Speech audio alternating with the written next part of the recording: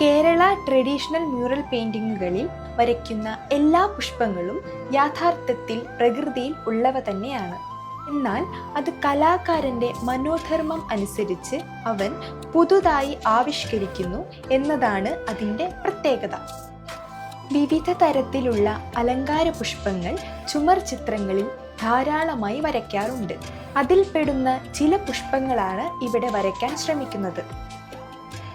നമ്മുടെ പരമ്പരാഗത ചിത്രകല ശൈലിയിൽ 3 ഡയമെൻഷൻ ഉള്ള പുഷ്പങ്ങൾ 2 ഡയമെൻഷനിൽ ആക്കി വരയ്ക്കുമ്പോൾ അതിൻ്റെ സ്വത്വം തികച്ചും മനസ്സിലാക്കുന്ന തരത്തിൽ കലാകാരൻ പുനരാവിഷ്കരിക്കുന്നു.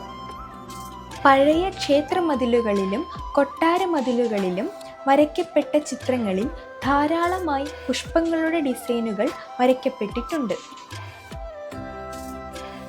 മ്യൂറൽ പെയിന്റിങ്ങിൻ്റെ ഭാഗമായി നിൽക്കുന്ന ഈ പുഷ്പങ്ങളെ വേറിട്ടു നിൽക്കുന്ന രീതിയിൽ വരച്ച് പരിശീലിക്കുന്നതിലൂടെ നമുക്ക് സ്വന്തമായി മനോധർമ്മം അനുസരിച്ച് പ്രകൃതിയിലുള്ള പുഷ്പങ്ങളെ നമ്മുടേതായ ശൈലിയിൽ മാറ്റി വരയ്ക്കാനുള്ള കഴിവ് വികസിപ്പിച്ചെടുക്കാൻ സാധിക്കും.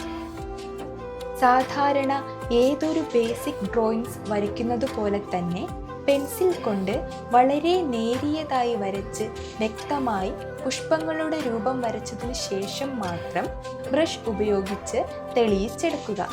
എന്നാൽ മാത്രമേ വ്യക്തമായ പൂർണ്ണതയുള്ള ചിത്രം ലഭിക്കുകയുള്ളൂ.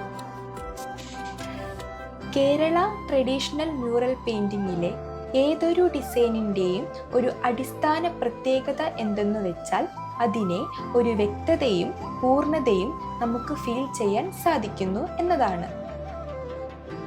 ഏതൊരു പുഷ്പത്തെ വരയ്ക്കുമ്പോഴും മനോധർമ്മത്തിനനുസരിച്ച് വരയ്ക്കുകയാണെങ്കിൽ പോലും സത്വം നഷ്ടപ്പെടാതെ ശ്രദ്ധിക്കേണ്ടതാണ്.